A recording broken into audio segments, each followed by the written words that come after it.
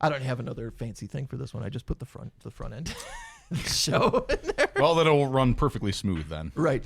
Movies, video games, comic books. If you've been made fun of for it, we're probably going to talk about it. It's Nerd Radio. How's that? Does that work? That's all right. That'll work. At least that works for Twitch. Yeah. Welcome back to Nerd Radio, wherever you're getting your podcast as part of the B-Pod Studios Network. We're also on your social media at Nerd Radio 101 on YouTube as well. And James, we're on Twitch Wednesday afternoon. The Checkpoint XP Studio. We twitch.tv/CheckpointXP Wednesday afternoons around 11:30. Absolutely. Chuck Bean, James, and Al Beck. Joined this week by the guys from Halal, Beefcake, Joe, and Idris. It is Idris, right? Yes. All right. I just wanted to make sure I'm bad when I first meet people. I tell everybody it's not it's all me. I have the brain of a goldfish. So I'm like, wow, this rock is really pretty. His name gets butchered all the time. Wow, this It's rock one is of my really pretty. favorites. Yeah. He's got. I'm always worried when I say it. Every time I'm about to say it, like even like I was trying to call him the Sultan of Shawarma before, and I'm like, Right. this is Shawarma. He's the Shawarma man. Shawarma guy. Like he had a match at like Impact one time, and then online he was like making his Impact debut, Envious Abraham. No.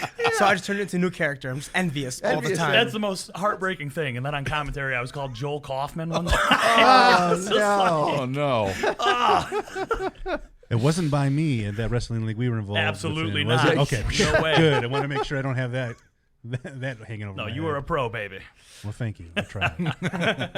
All right, well, let's get into some comic books here because that's definitely Sure. something we talk about on Nerd Radio. So I noticed this is the end of the month, which means the previews magazine that Diamond, the people who distribute comic books, comes out with, which means we get to see what's coming out 3 months from now.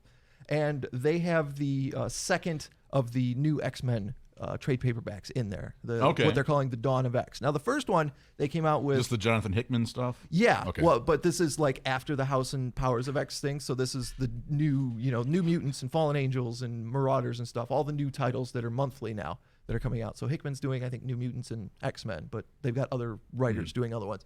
The first one, the first trade paperback came out, and it was just the first issues of the 6 new series that were coming out. Okay. So Fallen Angels, Marauders, New Mutants, X-Men. I wonder how that reads. A little strange, but having read it weekly, they do kind of go from one to another a little bit, which is kind of cool. There's definitely things that are going on in one book that will be addressed in another book. When the next month, when the next Dawn of X trade paperback comes out, it's all the second issues. So from the sounds of it, until they've got like enough for just the first volume of New Mutants or something like that, they're going to put out these trade paperbacks that are all of like that month's issues. That's of a awesome. Book.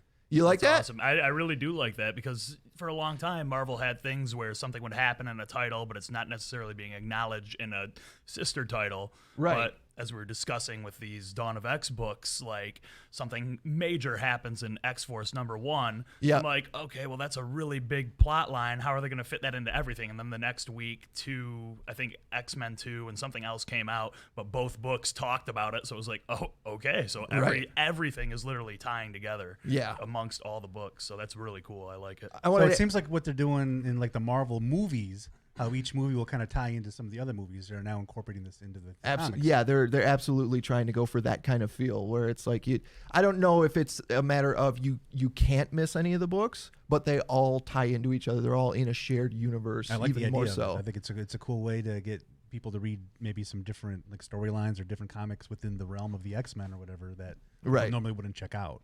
Al, I brought it up because you're a comic book reader and you're kind of a grump. I am a grump. So what do you think of this? I'm grumpy about it. You grumpy about it? Just the amount of titles you have to read? Because that is exactly it. And this is an issue that I've, specifically with Marvel, obviously they all want you to read as many of their titles as they want. And they ship twice monthly now, almost all of them. A lot of them do.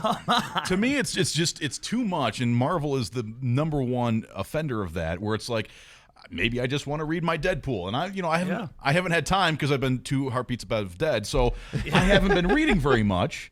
So now I'm down to just collecting my Deadpool because that's what I love. I got my Deadpool, my Green Lantern, and then you've got me on a Garth Ennis Punisher book that you've been picking up for me. But it's like, okay, I just want to read Deadpool. And then every time there's a big crossover event, now I don't know what the hell's going on in my book unless I read the crossover event. And then I got to read the Spider-Man title, and I got to pick up a couple of the X-Men issues if I want to find out what's going on in that. And all I want is my goddamn Deadpool. I just want a chimichanga. You know what I mean? Like, and it drives me nuts. Absolutely. And X-Men, and see, now you're a big X-Men guy, and I know Chuck is a big X-Men guy, so you probably want to collect them all. For the most part, I love a lot of the characters in Excalibur, for example. So I want to know what Apocalypse is up to. I want to know what Gambit and Rogue are doing, and Psylocke, even though she's not like cool ninja Psylocke anymore, she's like separated from that part. But Ninja Psylocke's over in the Fallen Angels book now. Yeah, I want to read the sexy Psylocke. You know what I mean? But yeah, and I've never really been into the New Mutants, so I'm picking it up just so I can see if it ties into anything else, which it may, but and Hickman's really good at what he does, but it just, I don't know. I'm not too keen on Excalibur just yet or New Mutants, but the rest of them seem great, and I can't wait till the Wolverine series launches. Sure. So that'll be cool. And see, I do like Wolverine. I'd like to be able to pick up maybe just a couple Wolverine issues, but then I have to read the others. That's what I hate. Is they're like, well, they sort of try to monopolize not only my money, but my time as well. Yeah. Right.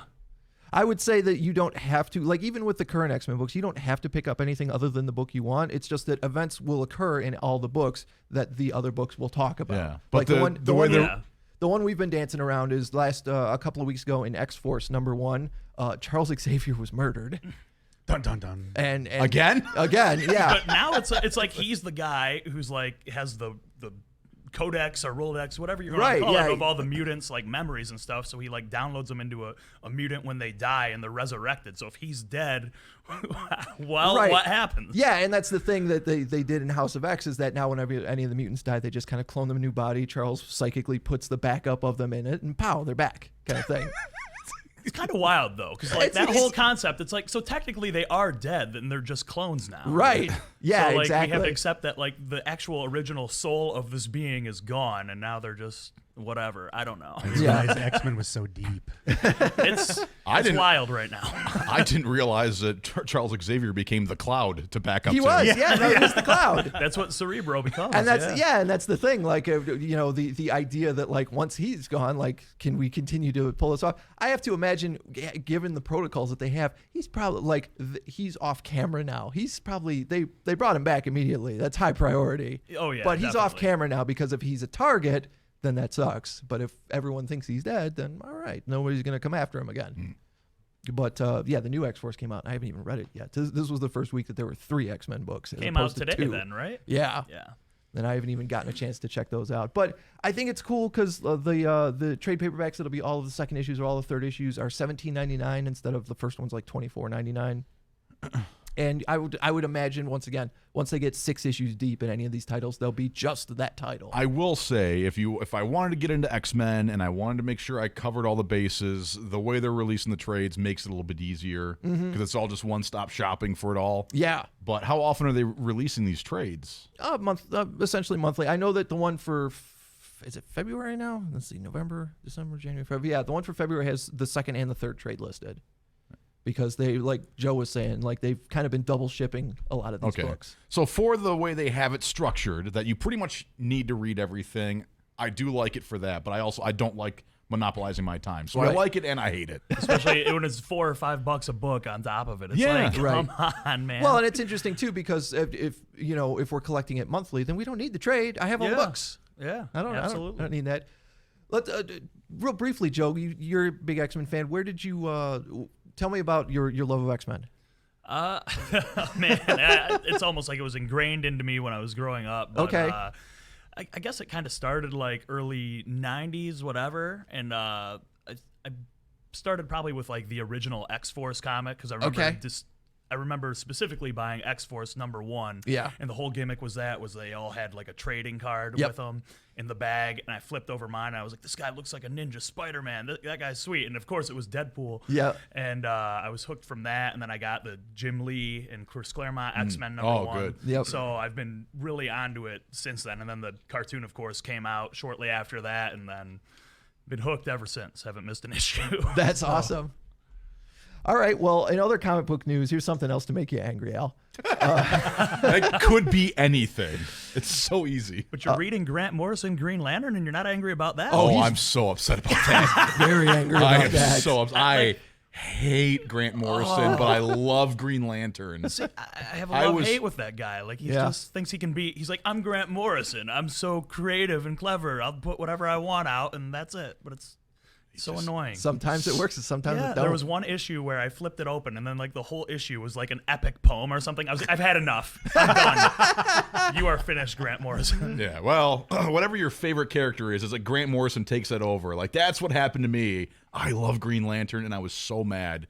Chuck broke the news to me, and I didn't want to believe him. Yeah, It was a moment. It was rough. As today might not imply, I don't enjoy making Al angry. Sometimes it's funny, but when I certainly don't enjoy making him sad. And when I had to tell him that Grant Morrison was going to be writing Green Lantern, that was a dark day. But I loved his X-Men stuff. I thought it was awesome, revolutionary, and just groundbreaking. But they were like, it was the point where it went to such an extreme where they're like, we have to kind of like undo everything you did. That was probably the worst part of his X-Men run. Is it like almost we're used to, as comic book fans, we're used to them retconning stuff and being like, okay, well that part doesn't count, kind of thing. Yeah. Like the month after he left the book, they were retconning stuff. It wasn't gradual at all. I honestly still can't really explain what the hell Zorn is. I'm like, Yeah, so it was a Magneto impersonator who was also a Zorn impersonator, and then Zorn does exist. What? Yep. Well, the thing about Grant Morrison is he does have a lot of great ideas. You know, he can write some really good comics, but then it just gets really weird. Timelines end up out of order and stuff like that. If you're not on the same drugs as him at the same time, it's not going to make sense. He tries to do it on purpose. Like, have you guys watched Doom Patrol? No. The show?